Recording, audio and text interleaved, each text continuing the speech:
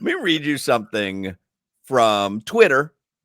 Chris Kaufman, he hosts that 3 yards per carry podcast. Have you had him on the show before, Solana? I haven't, but you may have had him on or no? No, I haven't, but they do a really good job. CK Parrott on Twitter. He's been following the Dolphins forever. Yeah. Mm-hmm. So he's one of those lifer, Dolphins Twitter guys. But that podcast is super popular. 3 yards per carry. He tweeted this out yesterday. I truly believe this offensive build for Miami is over. It was a moment in time, perhaps even a necessary one, when the question was, how do we rehab a top 5 pick QB who just survived an all-out civil war with a head coach who actively worked against him? It's not the same Tua anymore. You succeeded. You rebuilt him. You proved to him and the whole league he can play. But what you forgot to do was build a team. You forgot to build a winner that could handle being untracked in tough circumstances. You don't need Smurf receivers anymore. You don't need a dogmatic rushing attack that has the same boom or bust characteristics as a passing game.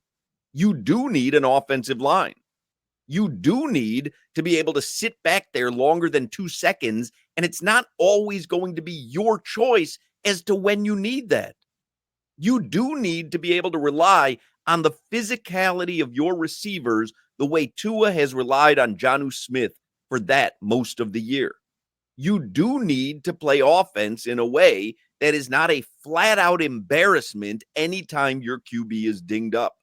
You do need to have guys out of the huddle and up to the line of scrimmage in time to actually make adjustments if they're needed. You do need those timeouts. You do need a play caller who isn't frozen in the moment, dealing with all the things a head coach has to deal with during a game.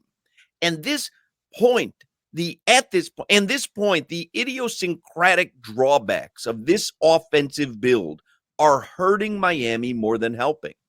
They're able to look great when afforded the opportunity to look good, but they look bad when presented with any unfavorable circumstances.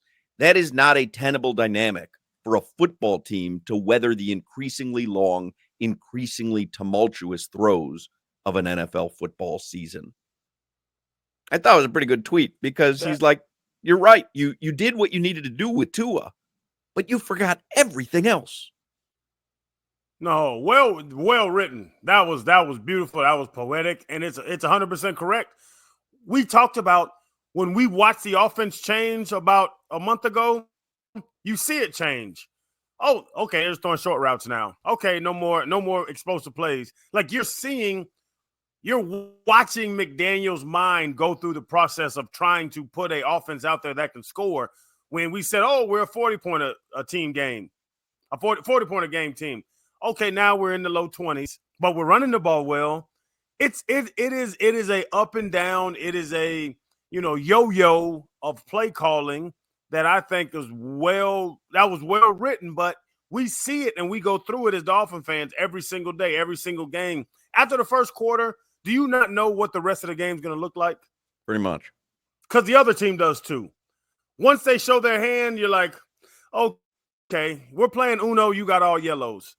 So now we just can't throw no yellows. Like that's very a very well written tweet, but it is extremely accurate on what that offense is.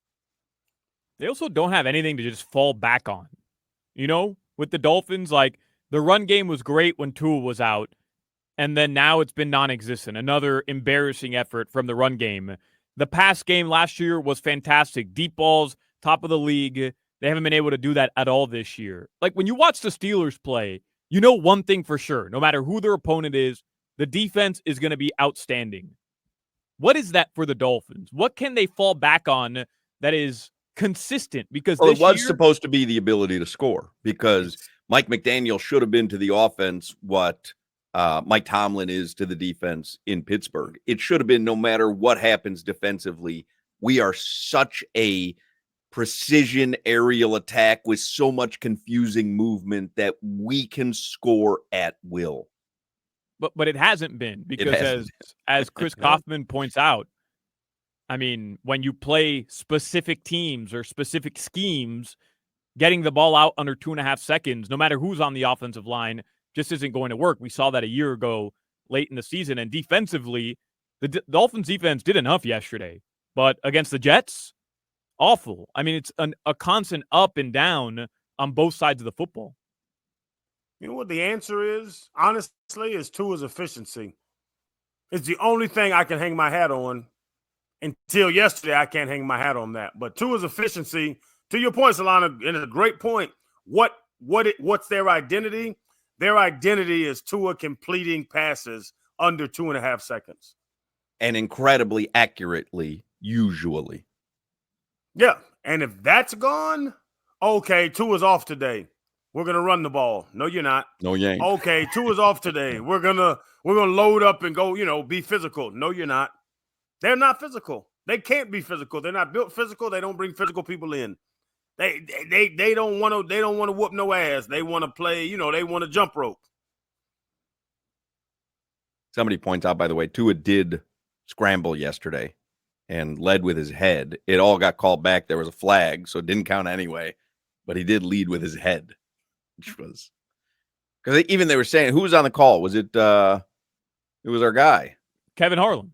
Didn't work out. But Harlan even said, if you see the flag come out and you're scrambling, like there's really no sense in leading with your head because it's a hold. It's coming back. So what are you doing? Put your booty on him first. Throw your booty at him. Let's get a quick look at headlines here with Solana, brought to you by Darrell Hyundai. At Darrell Hyundai, choose from over 1,300 new Hyundai models in inventory, like the Tucson, Sonata, and Palisade. And remember, when it comes to Hyundai, the great deals are at Darrell Hyundai. I did tweet you guys something because Mike McDaniel spoke to the media about an hour ago. Barry Jackson, just as an aside, says that McDaniel said the Dolphins are interested in signing Skylar Thompson, who was released Saturday, to the practice squad if he clears waivers. For what? I think he's being nice to Skylar. I don't think they really have an interest in re-signing him, but who knows? I'm about to say they might as well re-sign me. I am more valuable to the Dolphins right now at 41 years old than Skylar Thompson.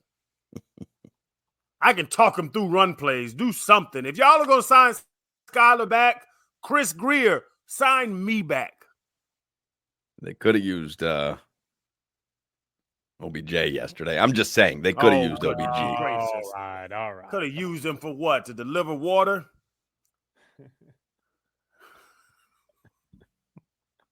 I need this $1 million, man. Greer, holla at me. Why is there always something catastrophic, too, with the Dolphins? I'm glad Grant Dubose is apparently, according to the Dolphins press release earlier, doing better. Thank God. And McDaniel said once he's cleared to travel, he's going to fly home. Yeah. But why, in all these big games, is there always something catastrophic with the Dolphins? They can't just lose a game, Like yesterday, hey, Eagles beat up on the Steelers. It is what it is. The Steelers will move on. But the Dolphins always have something go wrong that is just abysmal. Really they can't just lose a football game. I wish I had an answer for that, Solana. I really am trying to tell you something that you don't know, but I have nothing.